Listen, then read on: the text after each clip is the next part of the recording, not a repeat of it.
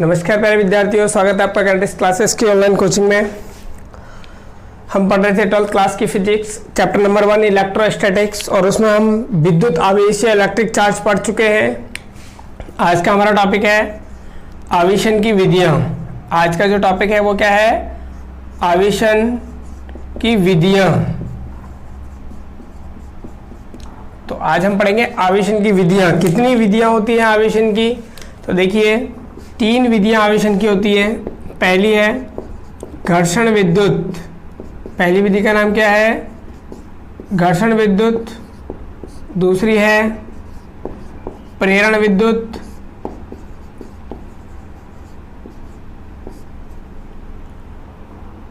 घर्षण विधि उसको बोला गया है घर्षण विद्युत। दूसरा है प्रेरण विद्युत और थर्ड है चालन विद्युत। ठीक है, 3 विधियां हैं, तीनों नाम आपके बोर्ड पे लिखे हुए हैं। पहली हम लोग पढ़ेंगे क्या? घर्षण विद्युत।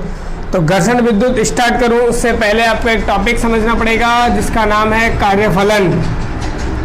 जिसका नाम क्या है? कार्यफलन, यानी कि वर्क फंक्शन। क्या नाम है इसका? Work function.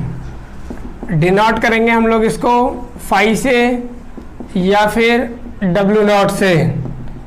ज़्यादा डीपली हम लोग जाएंगे नहीं, क्योंकि चैप्टर नंबर आपके 13 में प्रकाश विद्युत प्रभाव एवं द्रव्य तरंग है, वहाँ पर बहुत डिटेल में है ये, तो वहाँ हम लोग ज़्यादा डिटेल में पढ़ेंगे इसको। अभी छोटा मोटा आपको बताते हैं। देखिए, मान लीजिए ये कोई धात्विक क्रिस्टल है। मैंने क्या मान लिया?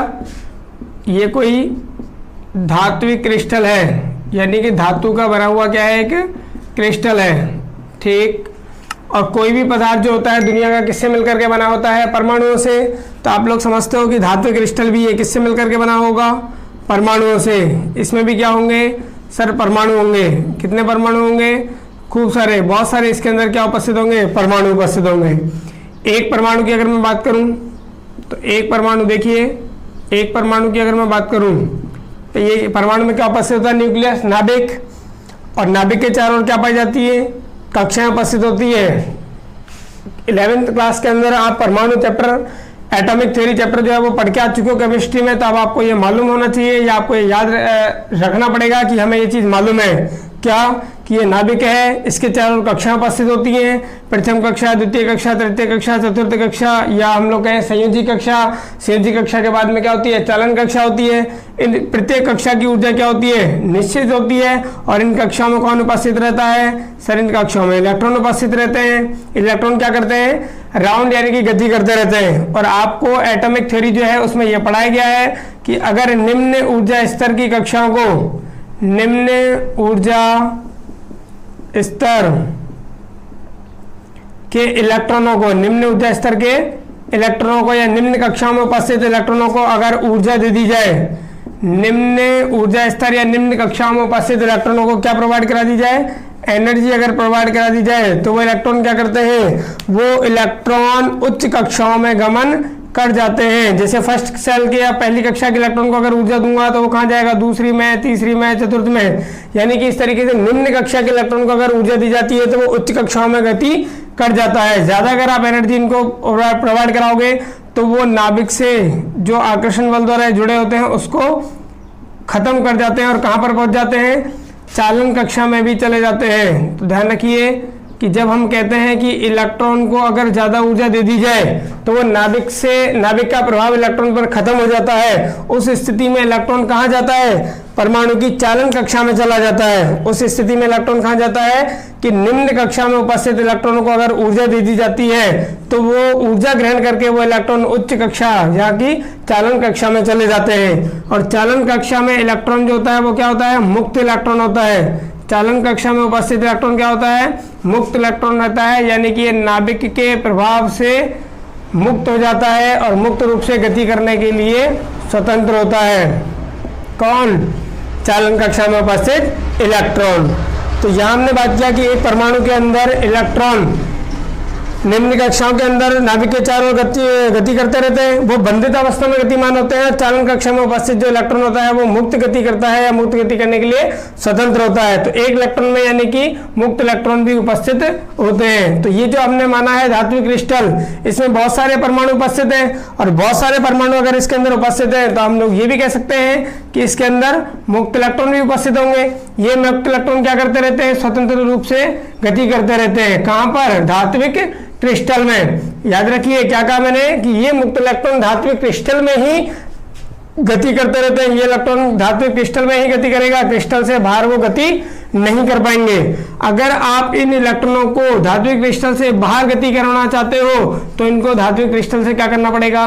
बाहर निकालना पड़ेगा। यानी कि क्रिस्टल की ये जो सतह है इससे इन इलेक्ट्रॉनों को क्या करना पड़ेगा? बाहर निकालना पड़ेगा। तो इस मुक्त इलेक्ट्रॉन को, इन मुक्त इलेक्ट्रॉन को धात्विक क्रिस्टल की सतह से, धात्विक क्रिस्टल की सतह से बाहर निकालने के लिए क्या देनी पड़ती है? एक ऊर्जा की आवश्यकता होती है। एक ऊर्जा की आवश्यकता होती है, एक एनर्जी की रिक्वायरमेंट होती है। अच्छा, हर कोई एनर्जी पर इलेक्ट्रॉन बाहर निकल जाएगा?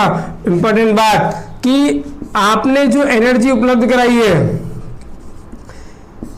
धात्विक क्रिस्टल में उपस्थित मुक्त इलेक्ट्रॉन को इस सतह से बाहर निकालने के लिए हर कोई एनर्जी जिम्मेदार नहीं होती है। यानी कि हर किसी एनर्जी से इस मुक्त इलेक्ट्रॉन को बाहर नहीं निकाला जा सकता है। तो इस सतह से इलेक्ट्रॉन को बाहर निकालने के लिए एक निश्चित ऊर्जा की आवश्यकता पड़ती है। एक निश्चित ऊर्जा या निश्चित एनर्जी की रिक्वायरमेंट होती है। जैसे मान लीजिए मैंने मान लिया 5 इलेक्ट्रॉन वोल्ट कि इस क्रिस्टल की सतह से इलेक्ट्रॉन 5 इलेक्ट्रॉन वोल्ट ऊर्जा पर ही बाहर निकल पाएगा। तो अगर हमने इस क्रिस्टल को 3 इलेक्ट्रॉन वोल्ट ऊर्जा दे दी तो क्या इलेक्ट्रॉन, मुक्त इलेक्ट्रॉन सतह से बाहर आ पाएगा? सर बिल्कुल नहीं आ पाएगा।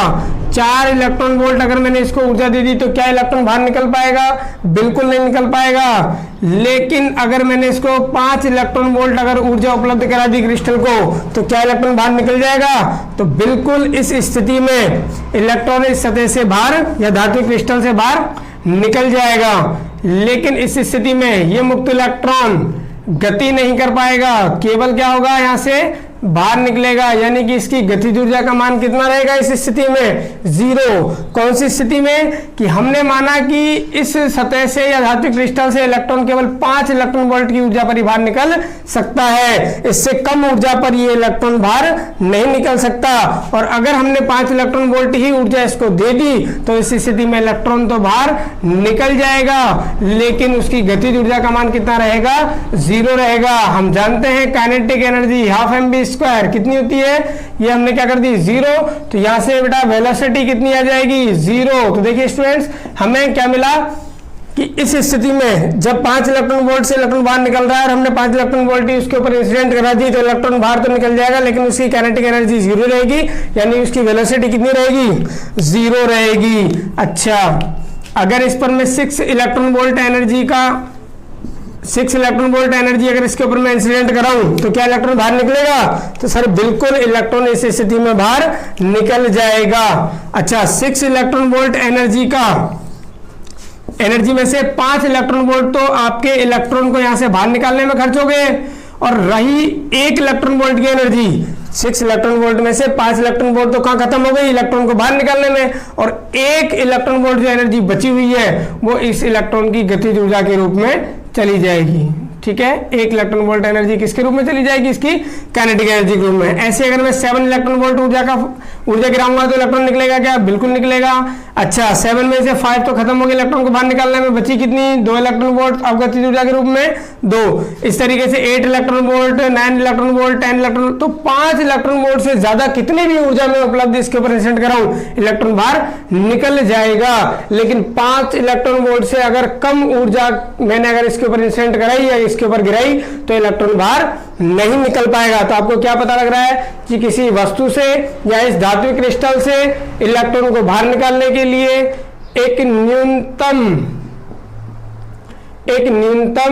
ऊर्जा की आवश्यकता होती है, एक न्यूनतम एनर्जी की मिनिमम एनर्जी की रिक्वायरमेंट होती है, उससे कम एनर्जी पर इलेक्ट्रॉन बाहर नहीं निकल पाता है, तो उस न्यूनतम ऊर्जा को हम लोग क्या कहते हैं, कार्यफलन कहते हैं। तो याद कीजिए, आप किसे कहोगे कार्यफलन, किसी वस्तु धातु सतह, किसी वस्तु या धातु या पदार्थ की सतह से इलेक्ट्रॉन को बाहर निकालने के लिए दी जाने वाली आवश्यक न्यूनतम ऊर्जा को, आवश्यक न्यूनतम ऊर्जा को क्या कहते हैं, कार्यफलन कहते हैं। तो आपको समझ में आ गया होगा कि मैंने न्यूनतम क्यों बोला जा रहा है, क्योंकि देखिए 6 इलेक्ट्रॉन वोल्ट पर इलेक्ट्रॉन बाहर निकल गया था, बिल्कुल 7 इलेक्ट्रॉन वोल्ट की एनर्जी पर बिल्कुल निकल गया था, 8 पर भी निकल जाएगा, 10 पर भी, 20 पर भी, 40 पर भी, यानी कि 5 इलेक्ट्रॉन वोल्ट से अधिक एनर्जी की, इलेक्ट्रॉन वोल्ट से अधिक एनर्जी जितनी भी सब पर इलेक्ट्रॉन बाहर निकल जाएगा।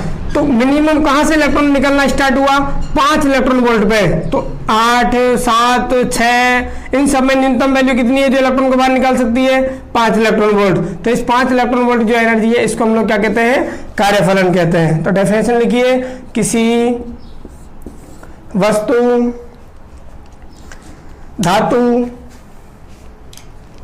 की सतह से मुक्त इलेक्ट्रॉन को बाहर निकालने के लिए दी जाने वाली आवश्यक न्यूनतम ऊर्जा को क्या कहते हैं, कार्यफलन कहते हैं।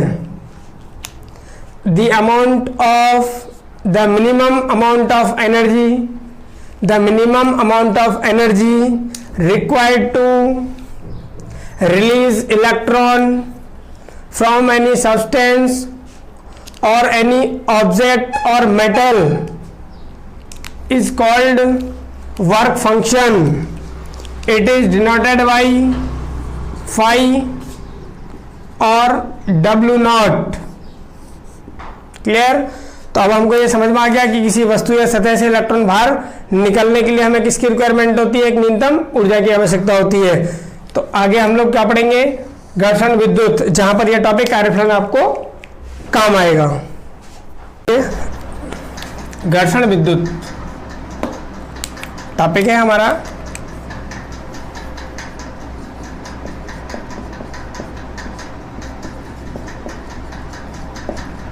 घर्षण विद्युत, मान लीजिए एक वस्तु है कैपिटल A और एक वस्तु है B। इनको हमें क्या कराना है, घर्षित कराना है। इन दोनों वस्तुओं को हमें आपस में क्या कराना है, घर्षित कराना है। तो घर्षित कराने के लिए हमें इन्हें संपर्क में लाना जरूरी है। एक दूसरे के संपर्क में लेकर के आएंगे, बिल्कुल लेकर के आएंगे। और घर्षित अगर कराओगे तो देखिए, मान लीजिए एक वस्तु है A, हमने इसको A मान लिया और ये है B, ठीक है। इन दोनों को क्या कराना है, घर्षित कराना है। तो घर्षित कराने के लिए क्या लेकर के आओगे, इनको संपर्क में लेकर के आओगे। संपर्क में ला करके आप घर्षित कराओ। घर्षित कैसे कराएंगे सर, इस तरीके से। ये हम लोग क्या करा रहे हैं, इनको घर्षित करा दिया हमने इसको, ठीक है। और घर्षित जब हम इनको कराएंगे, दोनों को संपर्क में लेकर के आए, तो घर्षित इसको इस तरीके से, इस तरीके से। तो क्या समझ में आ रहा है आपको कि घर्षित कराने के लिए एक्सटर्नली मुझे क्या करना पड़ता है, कार्य करना पड़ता है। फोर्स अप्लाई किया और फोर्स के थ्रू डिस्प्लेसमेंट आ गया। तो फोर्स और डिस्प्लेसमेंट यानी कि बल और विस्थापन के गुणनफल क्या हो जाएगा, कार्य। यानी कि मैं कह सकता हूं कि मुझे क्या करना पड़ता है, घर्षित कराने के लिए दोनों वस्तुओं पर ही मुझे क्या करना पड़ता है, कार्य करना पड़ता है, वर्क करना पड़ता है। विदाउट वर्क है, विदाउट फोर्स के मैं घर्षण में नहीं करा पाऊंगा। क्लियर हो रहा है? तो यानी कि जब किन्हीं दो वस्तुओं को, ये आपके दो ऑब्जेक्ट हो गए A और B, इन दोनों को क्या कराना है, घर्षित कराना है। इसको ऊपर लेके जाऊंगा, इसके ऊपर फोर्स इस तरीके से, या इसको ऊपर तो इस पे फोर्स इस तरीके से। तो घर्षित कराने के लिए मुझे क्या करना पड़ेगा, इनके कार्य करना पड़ेगा। घर्षित कराने के लिए क्या करना पड़ेगा, कार्य करना पड़ेगा, यानी कि वर्क डन होगा। अच्छा, और किया गया यही कार्य इसको, इनको दोनों को किसके रूप में मिल जाएगा, एनर्जी के रूप में। वर्क एनर्जी थ्योरम से किया गया कार्य जो है किसके बराबर होता है, ऊर्जा में अंतर के या ऊर्जा में परिवर्तन के। तो ये आप कार्य करोगे या वर्क करोगे, वही इन्हीं दोनों ऑब्जेक्ट्स को किसके रूप में मिल जाएगा, ऊर्जा के रूप में मिलेगा। तो दोनों ऑब्जेक्ट्स को क्या मिलेगी, ऊर्जा मिलेगी। दोनों जो वस्तुएं ए और बी दोनों को क्या मिलेगी, ऊर्जा मिलेगी। अच्छा, तो जिस वस्तु का कार्यफलन कम होगा, जिस इनमें दोनों में से जिसका कार्यफलन कम होगा, मैंने अभी आपको डिस्कस किया था कार्यफलन क्या था, कि इलेक्ट्रॉन बाहर निकालने के लिए आवश्यक न्यूनतम एनर्जी। तो जिस भी ए और बी में से जिसका भी कार्यफलन कम होगा, वहां से इलेक्ट्रॉन बाहर निकल जाएगा। वहां से क्या होगा, इलेक्ट्रॉन बाहर निकलेगा, और इलेक्ट्रॉन बाहर निकल के कहां जाएगा, जिसका कार्यफलन अधिक होता है।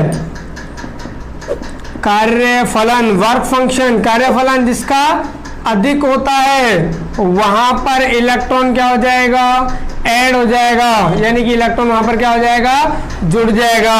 तो क्या समझ में आ रहा है, दो वस्तुओं को घर्षित कराओगे, घर्षित कराने के लिए कार्य करना पड़ता है, कार्य करना पड़ता है, तो किया गया यही कार्य दोनों वस्तुओं को एक समान रूप से किसके रूप में मिल जाता है, ऊर्जा के रूप में मिल जाता है। जिस भी वस्तु का इनमें से कार्यफलन कम होता है, उससे इलेक्ट्रॉन बाहर निकल जाएंगे, और वो निकले हुए इलेक्ट्रॉन जिस भी वस्तु का कार्यफलन अधिक है या दूसरी वस्तु पर जाकर के क्या हो जाएंगे, जुड़ जाएंगे। इस तरीके से कम कार्यफलन वाली वस्तु से इलेक्ट्रॉन बाहर निकल रहे हैं, इसलिए उसके ऊपर कौन सा आवेश आएगा, धनात्मक, यानी कि उसके ऊपर पॉजिटिव चार्ज जनरेट होगा। और जिसका कार्यफलन अधिक है, जिसका कार्यफलन क्या है, अधिक है, उस पर इलेक्ट्रॉन जुड़ रहे हैं, यानी कि उसके ऊपर कौन सा चार्ज आएगा, उस पर नेगेटिव चार्ज आएगा, यानी कि ऋणावेश या ऋणात्मक आवेश उत्पन्न उस पर हो जाएगा। तो क्या समझ में आया आपको घर्षण विद्युत में, कि कम कार्यफलन वाली वस्तु पर धनावेश और अधिक कार्यफलन वाली वस्तु पर ऋणावेश या नेगेटिव चार्ज जनरेट होता है। जिसका कार्यफलन कम होता है उस पर पॉजिटिव, जिसका कार्यफलन अधिक होता है उस पर नेगेटिव आवेश जनरेट होता है। तो मान लीजिए कैपिटल ए का कार्यफलन कम है, बी का कार्यफलन ज्यादा है। Work function of A, capital A का वर्क फंक्शन कार्यफलन कम है और बी का क्या है, ज्यादा है। तो ए पर पे से इलेक्ट्रॉन बाहर निकलेगा, यहां से इलेक्ट्रॉन क्या होगा, बाहर निकलेगा, इसलिए यहां पर क्या आएगा, पॉजिटिव चार्ज। और ये निकला हुआ इलेक्ट्रॉन किस पर जाकर के जुड़ जाएगा, अधिक कार्यफलन वाली वस्तु पर, यानी कि बी पर, और वहां से इलेक्ट्रॉन क्या होगा, वहां पे जुड़ेगा। तो वहां पर कौन सा चार्ज आएगा, नेगेटिव चार्ज आएगा। यहां से जितने इलेक्ट्रॉन बाहर निकलेंगे उतने इलेक्ट्रॉन उस पर क्या आएंगे, बी पर जुड़ेंगे। तो जितना पॉजिटिव चार्ज ए पर कम कार्यफलन वाली वस्तु पर आता है, उतना ही नेगेटिव चार्ज अधिक कार्यफलन वाली वस्तु पर आ जाता है। तो क्या समझ में आया कि एक पर जितना पॉजिटिव जनरेट होता है, दूसरे पर उतना ही नेगेटिव चार्ज जनरेट होता है। तो दोनों वस्तु जो होती है वो क्या हो गई, आवेशित हो गई। पहले इन पर कोई चार्ज था क्या, सर बिल्कुल नहीं था। अब क्या हुआ, घर्षित कराया, घर्षित कराने से कार्यफलन कॉन्सेप्ट आया, कार्यफलन कम, इलेक्ट्रॉन बाहर निकल गया, पॉजिटिव, कार्यफलन अधिक, इलेक्ट्रॉन आकर के जुड़ गया, नेगेटिव चार्ज। क्लियर हो रहा है। तो बिल्कुल आप याद कर लीजिए, कम कार्यफलन वाली वस्तु पर धनावेश और अधिक कार्यफलन वाली वस्तु पर ऋणावेश उत्पन्न होता है। देखिए आपको स्टार्टिंग में ही बताया गया था कि 600 ईसा पूर्व थैलस नामक वैज्ञानिक ने किसको रगड़ा था, अंबर और ऊन के कपड़े को आपस में रगड़ा था। अंबर और ऊन के कपड़े को परस्पर क्या किया था, घर्षित कराया था, रगड़ा था। तो उन्होंने पाया था कि दोनों के ऊपर क्या उत्पन्न हो गया था, आवेश उत्पन्न हो गया था। तो अब याद कर लीजिए, अंबर या हम लोग कहें बेटा प्लास्टिक, हम लोग कहें प्लास्टिक, अंबर या प्लास्टिक को जब ऊन से रगड़ा जाता है तो ऊन पर पॉजिटिव चार्ज जनरेट होता है, अंबर और प्लास्टिक पर नेगेटिव चार्ज जनरेट होता है। तो कभी आपसे अगर पूछा जाए कि अंबर या प्लास्टिक को ऊन से रगड़ने पर अंबर पर कौन सा चार्ज जनरेट होगा, नेगेटिव, और उन पर पॉजिटिव, तो दोनों के कार्यफलनों में संबंध बताइए, क्या रिलेशन होगा, किसका कार्यफलन कम है। तो क्या बताओगे, जिस पर पॉजिटिव चार्ज जनरेट हुआ है उसका कार्यफलन कम, यानी कि ऊन का कार्यफलन क्या होगा, कार्यफलन ऊन कम रहेगा, और अंबर का जो कार्यफलन है वो क्या होगा, ज्यादा होगा। उनका कार्यफलन जो है वो क्या होगा, कम। किससे, अंबर से, क्योंकि अंबर पर नेगेटिव, अधिक कार्यफलन वाली पर नेगेटिव और कम कार्यफलन वाली पर पॉजिटिव चार्ज जनरेट होता है। और भी जैसे एग्जांपल्स आपके, एबोनाइट की छड़ को बिल्ली की खाल से रगड़ोगे, एबोनाइट की छड़ को किससे रगड़ा जाता है, फर बोल दिया जाए या बोला जाए बिल्ली की खाल, बिल्ली की खाल से अगर रगड़ोगे तो बिल्ली की खाल पर या फर पर कौन सा चार्ज जनरेट होगा, पॉजिटिव। अच्छा, और एबोनाइट की छड़ पर कौन सा चार्ज आएगा, नेगेटिव। तो कार्यफलन में संबंध क्या बताओगे कि बिल्ली की खाल का कार्यफलन क्या होता है, कम होता है, और एबोनाइट की छड़ का क्या होगा, अधिक होगा। एग्जांपल्स याद करिए, क्वेश्चन पूछा जा सकता है कि एबोनाइट की छड़ को बिल्ली की खाल से रगड़ने पर किस पर धनावेश और किस पर ऋणावेश आता है, तो बिल्ली की खाल पर धनावेश आता है और एबोनाइट की छड़ पर ऋणावेश आता है, क्योंकि एबोनाइट की छड़ का कार्यफलन अधिक होता है और बिल्ली की खाल का कार्यफलन कम होता है।